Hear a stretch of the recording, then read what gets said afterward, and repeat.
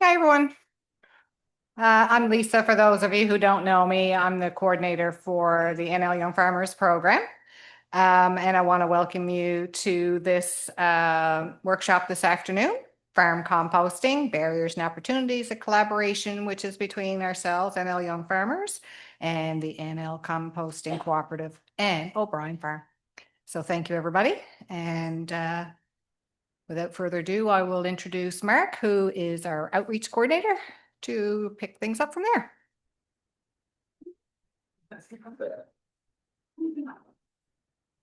All right, thanks, Lisa. Yeah, it's great to see people here today, new faces and some familiar faces. So thank you for coming. Really appreciate it. Before we start, we'd like to offer the following land acknowledgement.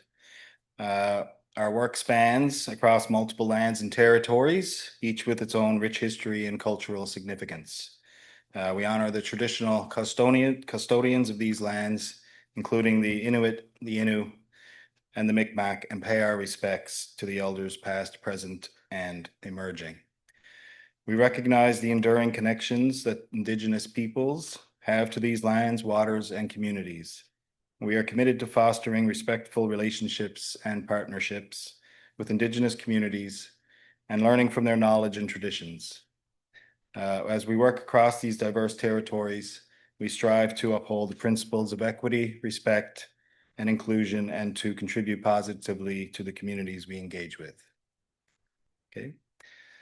So you have an agenda in front of you. One addition to that is during the networking break between 4 and 5, or the end of the day, we're going to take a little walk up to the composting site here at O'Brien Farm.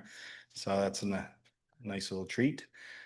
So I'd like to introduce Viviana Ramírez-Luna, who is the director of composting, the NL Composting Co-operative, sorry.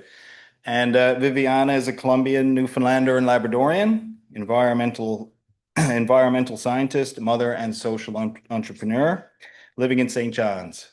With the support of many individuals and organizations, she started her community composting journey in 2021, sorry, with Georgetown Composting, a program that allows 26 households to divert their organics from the landfill, and that's about 3 tons a year, which is pretty amazing, and convert them into black gold.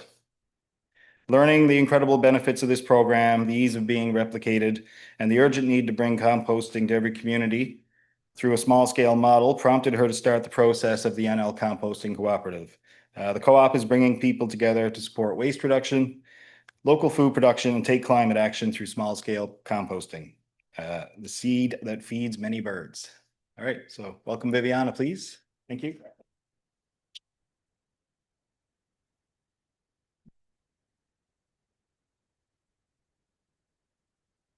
All right. Thank you so much.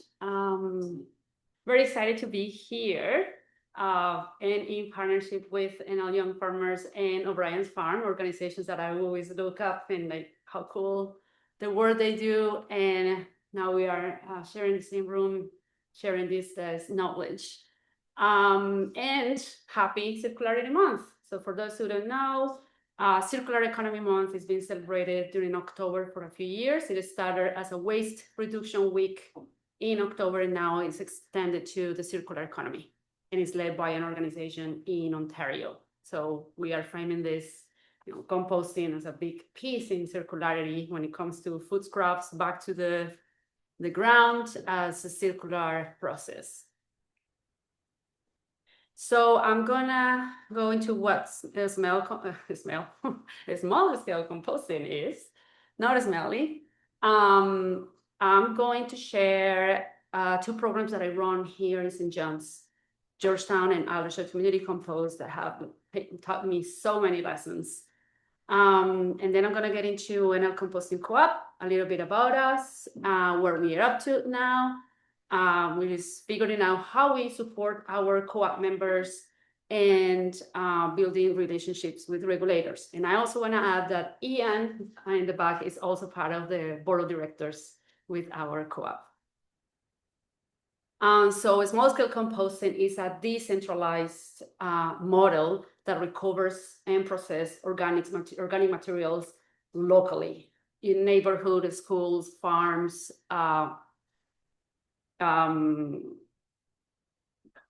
a local level. It creates jobs, engages and educates the community, and uses the compost for soil enhancement and food production, closing the food loop.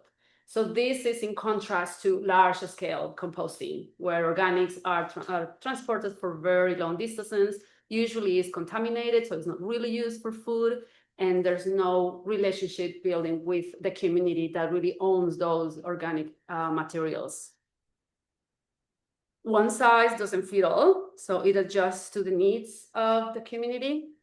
It allows you to start small, learn, and scale up, which not always is, pink and roses. It brings challenges. As we expand and grow, and as the co-op brings more attention to small-scale composting, regulations will happen. I'll get into that a little bit later. Then attention from neighbors. And neighbors who just don't even want to hear the word composting will complain, not real complaints.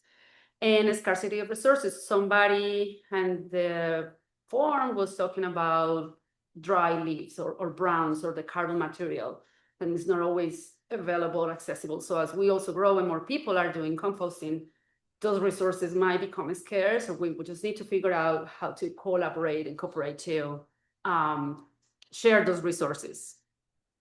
So now into the two programs that I run downtown. So it's close to it's downtown. You can see there the harbor, the rooms, the basilica.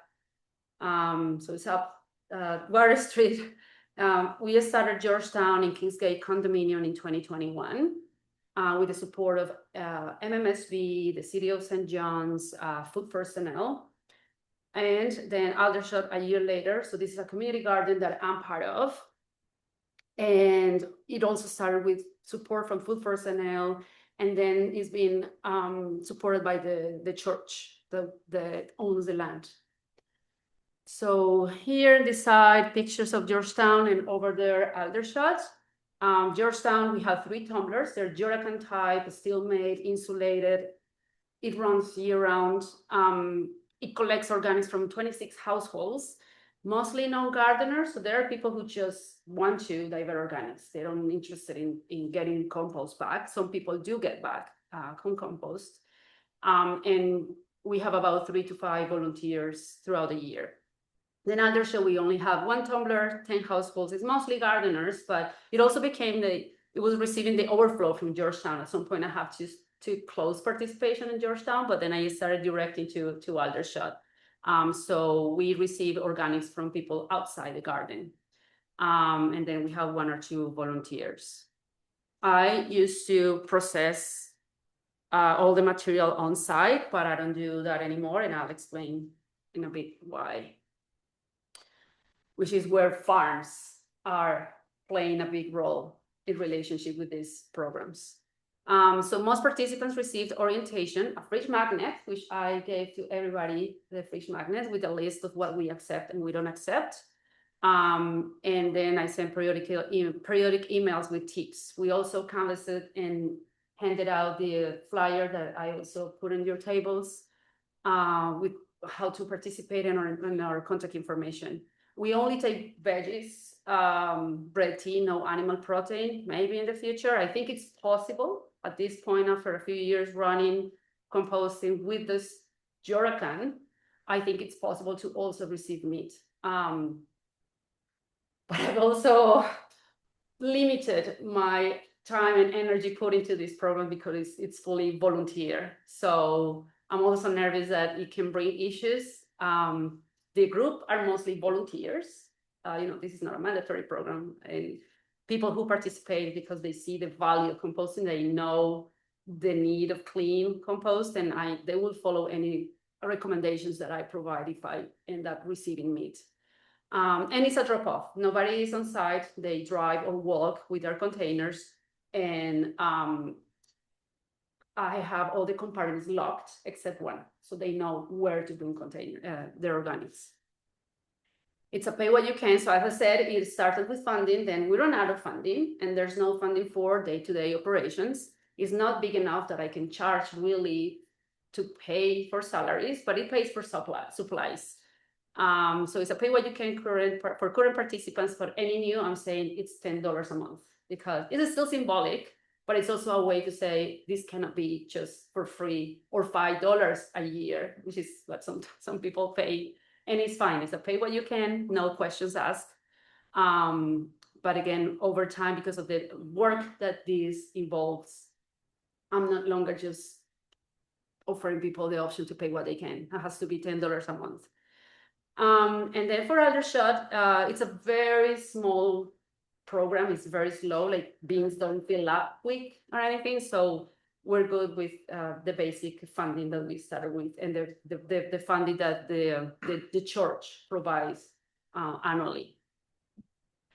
As I said, it's year round, and our first winters were mild, but they became, they're still mild, like December, January, but then end of January and February is like catching up, and then dumps of snow, very cold. And then some volunteers come and say, I'm gonna have new shovels. Because a couple of times I said, this is it. We'll open in a few weeks. And they come and say, no, we'll help you shovel. So there's a couple of them who have helped with that.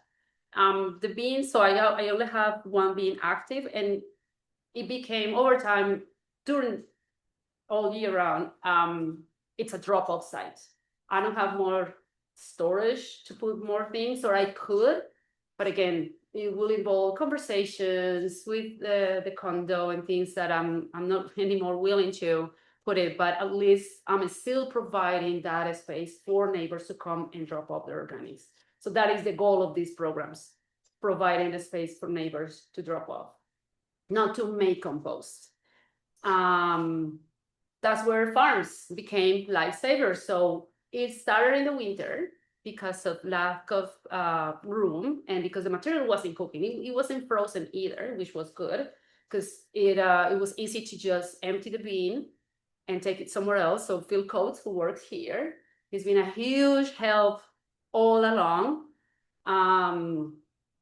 Even some of the people who he used to pick up from moved to my program. I learned about that later, and I felt really bad. And it's something that I really want to avoid. Competition, I think there's enough for everybody. And communication, it's very important to avoid that.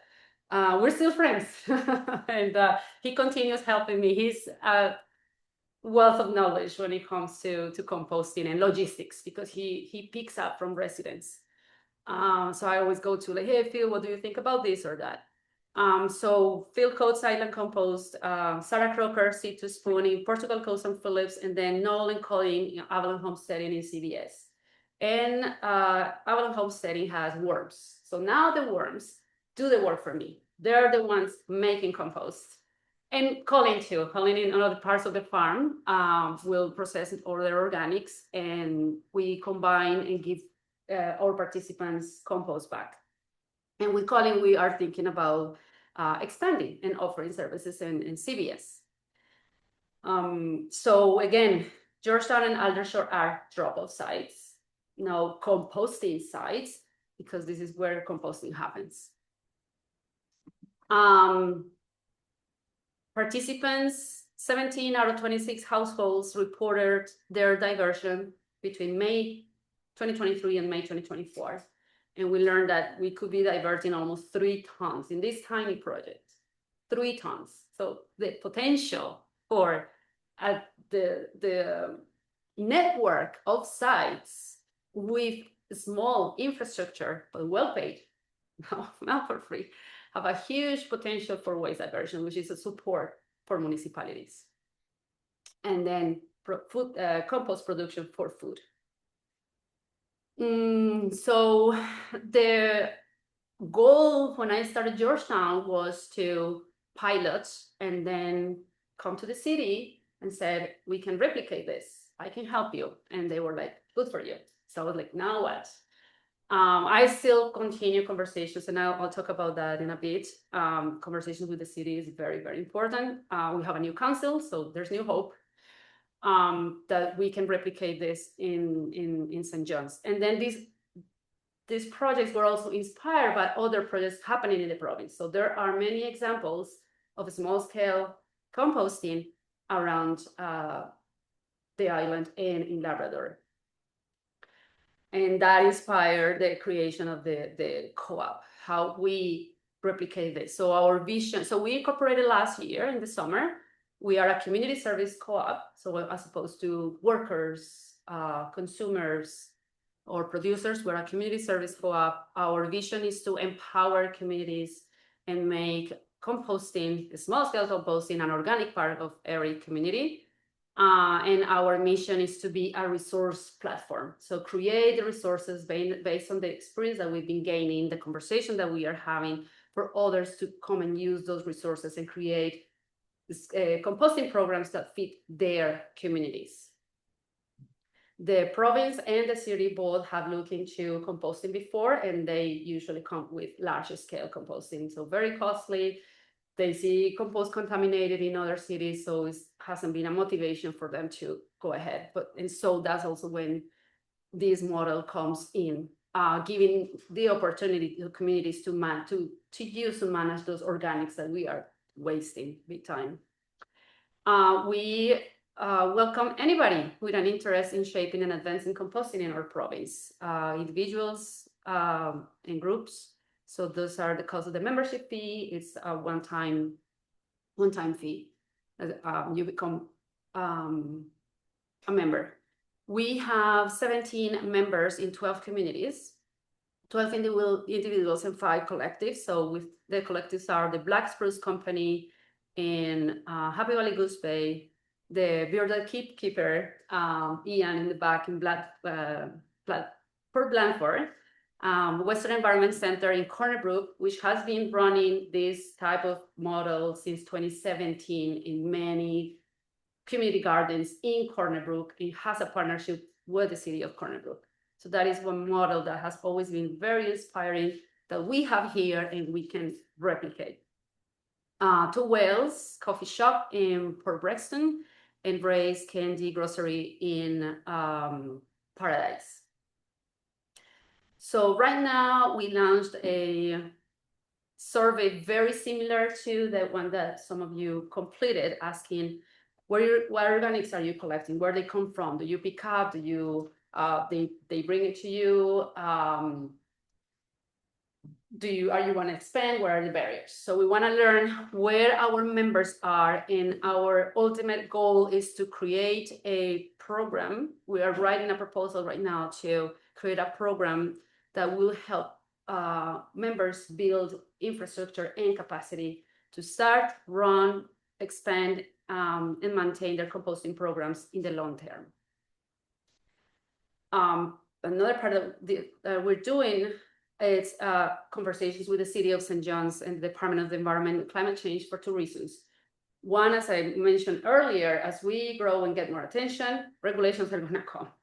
And so we're starting conversations right now and how we all sit at the table at the same time, and yes, design regulations because governments are concerned about public health, environment health, but also waste diversion. And we are aware of those issues. As a composters, the commitment is best practices, which are what avoid these issues. A small scale allow for more control, rats, others which are the typical and universal, not only here, they're universal complaints from people. And then with the department, it says the same thing. So right now, my conclusion after some conversations is that there are no regulations for composting in municipal land, except for some recommendations for backyard composting, but then it jumps to larger scale, which is 250 tons per year. I think that's the threshold. Once you pass that, it triggers environmental assessments. And the goal is for them to know that we are working on this, and through Georgetown, the city of St. John's has known this work for a very long time, but also show them examples of jurisdictions. These are from the States. The Institute for Local Self-Reliance, ILSRR, it's a 50-year organization that has always promoted grassroots initiatives around recycling, reusing, repair, and composting. So it's also been a big source of inspiration as to how we manage organics locally and use it for good stuff. And there's the Ohio Environmental Protection Agency, specifically urban agriculture, composting, and zoning. So these documents contain policy language that help municipalities adapt their zone codes to permit community composting as land use, while promoting organic diversion through sustainable urban agriculture. So it's combining zoning, planning, waste diversion, and urban agriculture. And the ultimate goal is that through these conversations, through sharing all this knowledge and showing these examples of what is possible, regulators start seeing composting, small-scale composting, as part of the official vision, not something on the side, not something just like nice to do in community gardens, but a real need of partnership to divert organics and produce compost to enhance food production. So it's educating regulators on the economic, environmental, and social benefits of small-scale composting and the potential of urban agriculture in realizing these benefits. And of course, helping save the resources, right? They don't have to reinvent the wheel. They don't have to figure out what is the language that we could use, what are the plans that we need to look at, like climate action plans, urban agriculture, land use plans, etc. So scaling up won't be as scary. We'll still have mad neighbors, probably, but if we have regulators on our side who understand the benefits and the needs to incorporate it in their planning and waste diversion systems, then they can go, yes, neighbor, I understand you're mad, but they're doing the right thing. And we all, as composters, commit to best practices. So regulations come from conversations and agreeing on certain terms. And then we will have also the energy to look into resources, because with uncertainty that you can grow, do things, and then regulations are gonna come, it is a risk of wasting our energy and time and money. And yes, we're still scary because there will be challenges, but we can also be happy worms making compost and making people happy because there's no smells or rats, and that we are promoting food production to feed residents. Because I didn't talk about all the food security crisis and how vulnerable we are, but that's of course a big piece of urban farms and the role in food security. That's it. And so that's my information. We love for everybody to become members. Any questions, we are happy to answer. And I'll leave it there. Thank you.